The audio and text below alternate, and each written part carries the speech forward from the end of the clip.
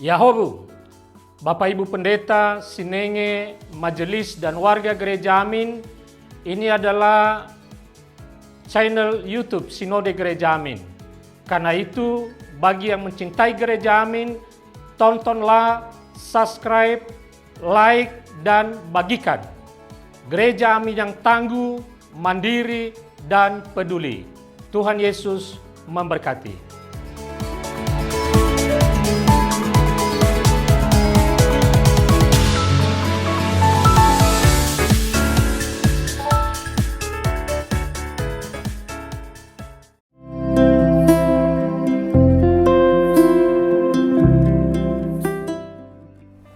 Hai Teens, jumpa kembali dalam acara TFC.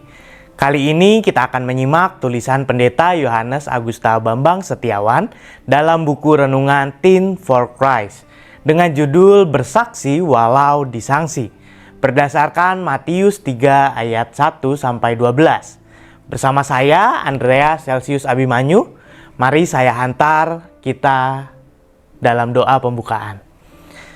Tuhan Yesus yang baik, terima kasih Tuhan atas kasih setiamu yang selalu melimpahi kami, selalu menyertai kami, dan pada hari ini Tuhan kami masih bisa hidup, kami masih bisa bersama-sama mau mendengarkan firman-Mu Tuhan.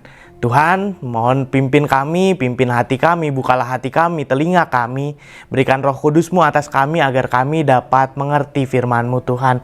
Di dalam nama Tuhan Yesus Kristus, kami mau serahkan seluruh pembacaan renungan ini ke dalam tangan-Mu. Amin. Yang akan menjadi pusat permenungan kita adalah Matius 3 ayat 3b. Saya akan bacakan untuk kita semua. Persiapkanlah jalan untuk Tuhan. Luruskanlah jalan raya baginya. Teens, seorang pemusik sedang bermain di sebuah panggung yang besar. Banyak penonton yang hadir, tetapi sebagian besar tidak terlalu peduli dengan penampilannya. Bahkan ada yang asik berbicara atau sama sekali tidak memperhatikannya. Namun, di barisan belakang terdapat beberapa orang yang mendengarkannya dengan seksama, bahkan menatapnya dengan penuh perhatian. Pemusik itu tetap bermain dengan sepenuh hati, tanpa peduli pada penolakan yang ia terima. Ia tahu bahwa meskipun tidak semua orang mendengarkannya, ada orang-orang yang akan merespon musik yang ia mainkan dengan penuh rasa hormat dan kekaguman. Matius 3 ayat 1-12 mengisahkan seruan pertobatan Yohanes Pembaptis.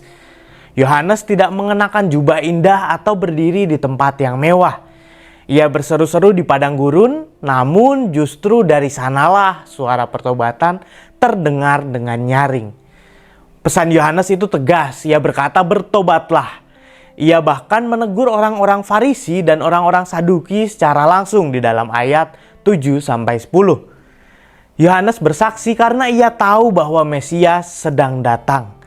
Ia bukan mau mempromosikan dirinya sendiri, melainkan ia mau mempersiapkan jalan bagi Yesus. Suara dan pesannya mengguncang banyak orang. Yohanes tetap bersaksi meskipun ada yang meragukannya. Nah, teens, seperti Yohanes Pembaptis, kita pun dipanggil untuk berani bersuara meskipun diragukan.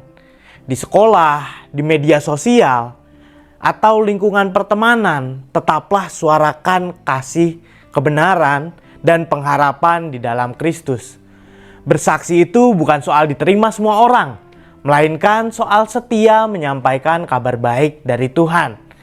Seperti pemusik yang tidak menyerah walau tidak semua orang mendengarkan, teruslah bersaksi.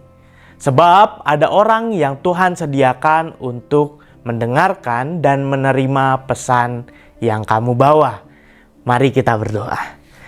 Tuhan, terima kasih atas renungan-Mu yang menyapa kami di pagi hari ini Tuhan.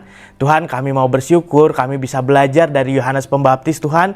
Biarlah Engkau yang menuntun kami, Engkau yang menguatkan kami dalam kami dapat terus bersaksi. Walau seringkali kami diragukan, seringkali kami tidak didengarkan. Tetapi biarlah Engkau yang menuntun kami untuk dapat kuat, dapat terus berani dalam bersaksi di lingkungan kami, di sekolah, di media sosial, di keluarga kami. Biarlah kami dapat terus seperti Yohanes Pembaptis yang berani bersaksi meskipun seringkali ia tidak didengarkan Tuhan. Tuhan, kami mau serahkan kehidupan sehari-hari kami ke dalam tangan penyertaan-Mu. Kiranya Engkau yang menyertai kami. Di dalam nama Tuhan Yesus Kristus kami mau berdoa. Amin. Nah, demikianlah renungan kita hari ini. Jangan lupa subscribe, like, dan bagikan kepada yang lain. Tuhan memberkati.